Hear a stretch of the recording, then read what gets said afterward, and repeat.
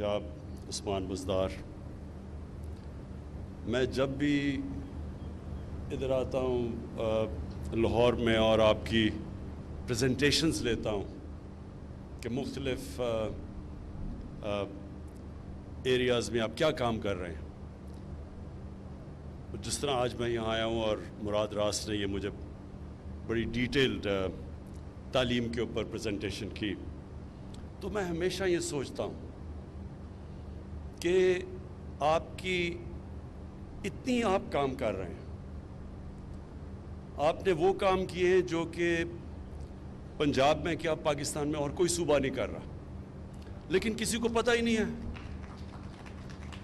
کسی کو پتہ ہی نہیں چلتا کہ آپ کیا کر رہے ہیں۔ لوگ کہتے ہیں جی پنجاب تباہ ہو گیا، پنجاب میں بربادی آ گئی، اور وہ اس کی وجہ یہ کہ اچھے کاموں میں آپ اپنا نام سامنے لانا ہی نہیں چاہتے، آپ چپ کر کے کام کرتے رہتے ہیں اور لوگ تنقید کرتے ہیں یہ ہے وہ ہے وہ ہے۔ آپ کو یعنی پچھلی جو حکومت تھی وہ اتنا سا کام کرتی تھی، اتنی پروجیکشن تھی، آپ اتنا کام کرتے ہیں، آپ کی اتنی سی پروجیکشن ہے۔ دیکھیں یہ جو آپ نے آج مراد یہ پریزنٹیشن دی، آپ کو پوری طرح علم نہیں کہ یہ اس میں کتنے بڑے کام کیے آپ نے۔ وہ اس لیے کہ ہمارے ملک میں بدقسمتی سے تعلیم کے اوپر زور کسی نے دیا ہی نہیں، تعلیم پرائرٹی نہیں تھی، اور پھر جو ہماری جس طرح کی ڈیموکریسی رہی ہے اس میں یہ ہوتا ہے کہ اب 5 سال کے بعد الیکشن ہے، اور جو پچھلا دور تھا یعنی کہ 88 سے لے کے 99 تک، تو وہاں تو صرف 2.5 سال گورنمنٹ چلتی تھی، تو جب جو بھی پاور میں آتا تھا وہ یہ سوچتا تھا کہ میں وہ کام کروں، اگر میں نے میٹرو بنانی ہے تو 5 سال تک کمپلیٹ ہو تاکہ میں اس کے اشتہار دے کے اور اگلی الیکشن جیت جاؤں۔ نہ اس ملک میں ڈیمز بنی۔ آج یہ آپ سوچیں کہ ہمیں سستی اور صاف بجلی مل سکتی تھی پاکستان میں اگر ہم صرف ڈیمز بنا دیتے، پانی کے اوپر بجلی بنا دیتے، جو کہ بنائی گئی۔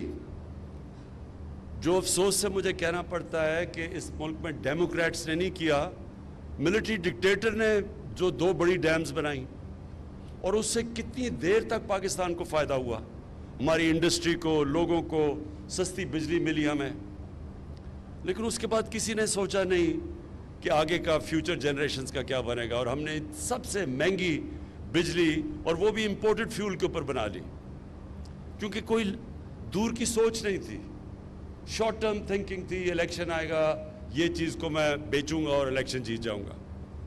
تو نہ ہم نے اپنے ملک میں آنے والی جنریشنز کے لیے سوچا کہ یہاں ملک میں ہم تباہ کر رہے ہیں اپنے جنگلات، جو انگریز بھی چھوڑ کے گئے تھے، جنگل چھانگا مانگا اور یہ، ان کو بھی ہم نے تباہ کر دیا، اور پورے ہمارے بڑے جنگلات ان کی ایسی تباہی کی کہ اس کے آنے والی جنریشنز پہ اگر اب ہم یہ نہ کریں، جو ہم 10 ارب درخت اگا رہے ہیں، تو ہم ان کا مستقبل متاثر کر رہے ہیں، اور اس لیے کہ شارٹ ٹرم تھنکنگ تھی۔ تو آج جو آپ نے کئی چیزیں ان میں سے کی، اس میں سے سب سے پہلے تو میں جو ایک نصاب، ایک کریکولم، دیکھیں یہ پاکستان میں کیوں نہیں کیا گیا؟ دیکھیں جب انگریز کا جو ہم نے نظام انہیرٹ کیا وہ کیا تھا؟ وہ تھوڑے سے لوگوں کو انگلش میڈیم ایجوکیشن تھی، جس طرح ہم ایچ کالج میں جاتے تھے، اور پھر لارنس کالج، اور تھوڑے سے انگلش میڈیم کے اسکول تھے، لیکن یہ انگریز نے بنائے کیوں تھے؟ اگر آپ لارڈ میکالے کی وہ سٹیٹمنٹ میرے خیال میں آج سے 150 سال پہلے جو اس نے کہا تھا، جس نے یہ تعلیم کا نظام لے کے آیا تھا، وہ کہتا تھا کہ ہم ایک کلاس بنانا چاہتے ہیں ہندوستان میں، ایک وہ کلاس جو اس کا رنگ تو وہ ہو تو ہندوستانی، لیکن وہ ہماری طرح سوچے، اس کے سارے ایٹیٹیوڈ ہمارے ہوں، اور اس کے ذریعے ہم اتنے بڑے صغیر کے اوپر حکومت کریں۔ تو وہ جن کو براؤن صاحب کہتے ہیں، وہ بنائے انہوں نے ایک خاص تعلیمی نظام سے۔ ہم جب ایچ ایس این کالج سے نکلے تو جب میں انگلینڈ گیا HSN کالج کے بعد تو مجھے ایسے لگا کہ مجھے ایک انگلش پبلک اسکول بوائے بنایا گیا ہے، پاکستانی نہیں بنایا گیا. میرے اپنے کلچر سے بھی دور کیا گیا اس تعلیم کے نظام نے، میرے دین سے بھی دور کیا گیا. اور یہ صرف یہاں ہی نہیں تھا، جدھر جدھر انگریز نے حکومت کی، سنگاپور کے اندر انہوں نے چائنیز بھی میڈیم اور انگلش میڈیم کر دیا. جدھر بھی وہ گئے انہوں نے ایک انگلش میڈیم چھوٹی سی کلاس کے لیے، باقی دوسروں کے لیے، عوام کے لیے. اب اصولاً تو جب ہم آزاد ہوئے تھے تو ہمیں سب سے پہلے اپنا تعلیم کا نظام ٹھیک کرنا چاہیے تھا. ہمیں ایک سنتھسائز، ایک ہی سلیبس لانا چاہیے تھا، ایک ہی کریکولم، تاکہ ایک قوم بنتی. اس کے بجائے تین طرف نکل گئے. ایک طرف دینی مدرسے چلے گئے، ایک طرف اردو میڈیم، اور چھوٹی سی کلاس کے لیے انگلش میڈیم. اور انگلش میڈیم بھی اس طرح تعلیم ایوالو ہوئی کہ وہ تعلیم کے اوپر کم زور تھا، دیسی ولایتی بنانے کا زیادہ زور تھا. طور طریقے سارے وہ لے لیے، ایٹیٹیوڈز وہ لے لی، ذہنی غلامی لے لی دوسرے کلچر کی. اور جو دیکھیں ایک جو ملک یا ایک انسان جو چیز بکتی ہے دنیا میں وہ ہوتی ہے اوریجنل تھاٹ. جب آپ کسی اور کلچر کی ذہنی غلام بن جاتے ہیں تو آپ اچھے غلام بن سکتے ہیں، آپ بڑا کام نہیں کر سکتے. غلام صرف اچھا غلام بن سکتا ہے. جو ہونا چاہیے تھا ہمیں کہ ہمیں جو بھی تعلیم میں اگر آگے نکل گیا، ہمارے سے مغرب کہاں سے پہنچ گیا تعلیم میں، تو ہمیں ایک اسٹوڈنٹ پروفیسر کی ریلیشن شپ رکھنی چاہیے تھی. ہمارا تعلق ہونا چاہیے تھا ایک اسٹوڈنٹ اور پروفیسر کا، کیونکہ اسٹوڈنٹ پروفیسر سے آگے نکل جاتا ہے، غلام ہی رہتا ہے، اچھا غلام بن جاتا ہے. اور یہ جو ذہنی غلامی تھی یہ ہمیں اس انگلش میڈیم ایجوکیشن نے لے کے آیا. اور آج بھی لوگ کہتے ہیں جی، جب یہ آپ کہتے ہیں نا ایک کریکولم، تو وہ کہتے ہیں جی دیکھیں یہ تو پیچھے لے کے جا رہے ہیں. کیا چائنا کے اندر کتنے کریکولم ہیں؟ کوئی ملک جاپان میں کتنے ہیں؟ فرانس میں کتنے ہیں؟ جو بھی ملک آج اوپر جا رہے ہیں وہ ایک نیشن بناتے ہیں ایک کریکولم میں. اور یہ کیوں نہیں ہوا؟ یہ اس لیے نہیں ہوا کہ اگر عمران خان کے بیٹے انگلش میڈیم پڑھ رہے ہیں، مجھے کیا ضرورت ہے پڑھنے کی یہ تعلیم کا نظام چینج کرنے کے لیے، کیونکہ میرے بچے تو پریولیجڈ ہوں گے، اچھی نوکریاں ان کو ملیں گی، ان کا سٹیٹس بن جائے گا سوسائٹی میں، اچھی جگہ شادیاں ہو جائیں گی. تو اس لیے بجائے انگریز کا جو سسٹم چینج کرتے ہم نے اس کو اور بڑا کر دیا. تھوڑے سے انگلش میڈیم سکول تھے اور زیادہ بڑے بن گئے. سب سے آسان آج اگر آپ نے پیسہ بنانا ہے، ایک انگلش میڈیم کا کوئی نام رکھ دیں، آکسفورڈ، کیمبرج وغیرہ، اس کا سکول کر کے اچھا ایک انگلش میڈیم سکول بنا دیں، آرام سے آپ پیسے بنا سکتے ہیں. اور ہماری گورنمنٹ کی کوتاہی یہ تھی کہ ہم نے اپنا گورنمنٹ ایجوکیشن سسٹم کو نہیں ہم نے ڈیولپ کیا.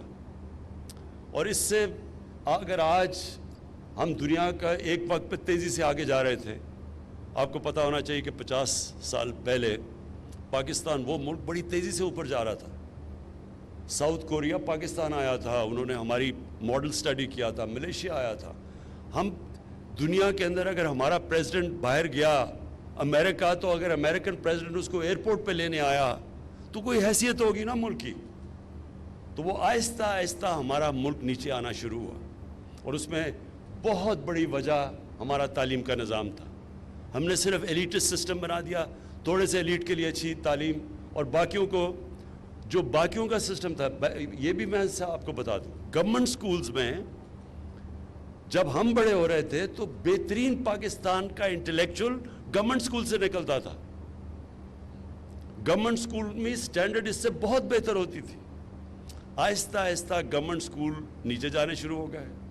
گورنمنٹ سکول کے اچھے ٹیچرز نے پرائیویٹ سکول کھولے یا پرائیویٹ سکولوں میں چلے گئے، تو گورنمنٹ سکول سسٹم نیچے چلا گیا. اور جو چھوٹا سا پرائیویٹ سکول سسٹم تھا وہ آگے تو گیا، لیکن انہوں نے ہمیں ایک دوسرے کلچر کا غلام بنا دیا. تو یہ جو آپ یہ شفقت محمود اور آپ فیڈرل منسٹر اور آپ نے جو خاص طور پہ کیا، مراد یہ بہت بڑا ایک چینج ہے. یہ ایک وقت آئے گا کہ لوگ ریئلائز کریں گے یہ ایک ٹرننگ پوائنٹ ہے. یہ اور یہ ایک دم میں ٹھیک نہیں ہوگا. یہ مشکل ہے, یہ آسان نہیں ہے. یہ بھی ذہن میں ڈال لینا کہ آسان نہیں ہے. کہیں گے جی ٹیچرز نہیں ملتے انگریزی کے, کیونکہ سر بجائے یہ کہ تھوڑے سے لوگوں کو انگریزی پڑھائیں, سب کو انگریزی پڑھائیں, تو ساروں کو پڑھائیں. کیونکہ اگر انگریزی سے ہائر ایجوکیشن میں آپ نے سیکھنا ہے تو سب انگریزی پڑھیں, لیکن انگریزی ایک سٹیٹس سمبل نہ بنے. فنکشنز ہوتی ہیں, سارے پاکستانی بیٹھے ہوتے ہیں, فنکشن انگریزی میں ہو رہی ہوتی ہے, کوئی انگریز نہیں ہوتا. میں ابھی جب پرائم منسٹر بنا, فنکشن میں دیکھ رہا ہوں انگریزی میں شروع ہو گئی. میں ان سے پوچھا انگریزی میں کیوں بولی جا رہی ہے؟ وہ جی وہ 2 ایمبیسڈر بیٹھے ہوئے ہیں, 2 ایمبیسڈر کے لیے ساری فنکشن انگریزی میں ہو گئی. اور ٹی وی پہ جا رہی ہے, ٹی وی پہ ہمارے عام لوگ دیکھ رہے ہیں. کتنی بڑی توہین ہے ہمارے لوگوں کی جن کو انگریزی آتی نہیں ہے. آپ ایک دوسری زبان میں فنکشن کر رہے ہیں, 80% لوگوں کو انگریزی نہیں آتی, تو ان کو آپ کیا کہہ رہے ہیں کہ آپ کوئی نچلی قوم ہے؟ آپ اپنے لوگوں کے اندر احساس کمتری ڈال رہے ہیں انگریزی میں فنکشن کر کے. کبھی سنا ہے کہ چائنیز بیٹھے ہوں تو وہ 1-2 ایمبیسڈر ہوں تو وہ جا کے انگریزی بولیں؟ کبھی سنا ہے؟ کبھی انگلینڈ میں سنا ہے کہ انگلینڈ میں پارلیمنٹ ہو رہی ہے اور وہ فرینچ میں بولنا شروع ہو جائے؟ یہ کہیں نہیں ہوتا. یہ ہماری پارلیمنٹ کے اندر انگریزی میں تقریر شروع ہو جاتی ہے, سینٹ میں انگریزی میں تقریر. اس لیے نہیں کہ کیونکہ وہ ان کو اردو نہیں آتی, وہ امپریس کرتے ہیں کہ میں پڑھا لکھا ہوں. میں نے عام دیکھا ہوا کئی دفعہ لوگ کھڑے ہوتے ہیں, کسی کو غصہ چڑھ گیا, وہ انگریزی میں بولنا شروع ہو جاتا ہے امپریس کرنے کے لیے لوگوں کو. یہ سٹیٹس سمبل انگریزی نہیں ہونا چاہیے, صرف ایک ہائر ایجوکیشن کے لیے زبان ہونی چاہیے. اور یہ جو آپ نے شروعات کی ہے کہ سب کو ہم اپنے لوگوں کو ایک کریکولم دیں گے, یہ پاکستان کی تاریخ میں بہت بڑی آپ نے موو کی ہے, جو آنے والے ٹائم میں آہستہ آہستہ آپ کو پتہ چلے گا کہ اس کا کتنا بڑا امپیکٹ پڑے گا ہماری سوسائٹی میں. اور ساروں کو ہم کیوں نہ سب کو موقع دیں انگریزی سیکھنے کا. اور بچے بڑی جلدی زبان سیکھ جاتے ہیں. سوئٹزرلینڈ کے اندر 4 زبانیں بچے بولتے ہیں, عام یورپ میں 2 زبانیں بولتے ہیں. ہم کیوں نہیں بچے بڑی جلدی سیکھتے ہیں, تو ہم ان کو موقع بھی دیں. بچوں کو ہمیشہ اپنی زبان میں پڑھانا چاہیے, کیونکہ ساری ایجوکیشن کے اندر جتنی بھی ریسرچ ہے وہ ثابت کرتی ہے کہ سب سے تیزی سے بچہ اپنی زبان میں سیکھتا ہے. اور دوسری چیز, اور یہ بھی مجھے بڑی مراد آپ نے ٹیکنالوجی کا جو استعمال کیا, یہ اس سے بڑی چیزیں سالو ہو جاتی ہیں. دیکھیں ٹیکنالوجی ایک اب اس طرح آئی ہے, یہ جو آپ نے ساری چیزیں بتائیں کہ پوسٹنگ ٹرانسفر پہ پیسے چل رہے ہیں اور جتنی بھی یہ مارکنگ کے اوپر بھی, تو ٹیکنالوجی سے ہم اس ملک میں بدقسمتی سے کرپشن نیچے تک پہنچ گئی ہے. لوگ عادی ہو گئے ہیں کرپشن کے, اور اس کا طریقہ ہی اب یہ ٹیکنالوجی ہے.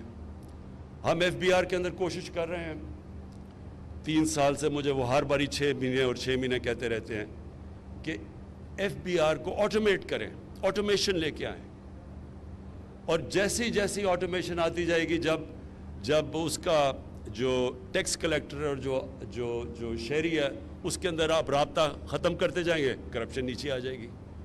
اور اسی طرح جس طرح ہم نے شوکت خانم ہے, ہم نے آج سے 20 سال پہلے شوکت خانم کے اندر سب کچھ کمپیوٹرائز کر دیا, اپنا سافٹ ویئر ڈیولپ کیا, بالکل پیپر لیس ہو گیا شوکت خانم. اس کا نتیجہ کیا؟ کرپشن ہو ہی نہیں سکتی. جب اب سب چیز آپ کی کمپیوٹرائز ہو جاتی ہے, پیپر لیس ہو جاتا ہے, کرپشن ہم نے اب اپنی کیبنٹ میں کر دیا. پہلے اتنے کاغذ پڑے ہوتے تھے کیبنٹ میٹنگ میں, اب ہماری ساری پیپر لیس ہو گیا. ہم نے اپنی کیبنٹ کو ای گورننس پہ لے آئے.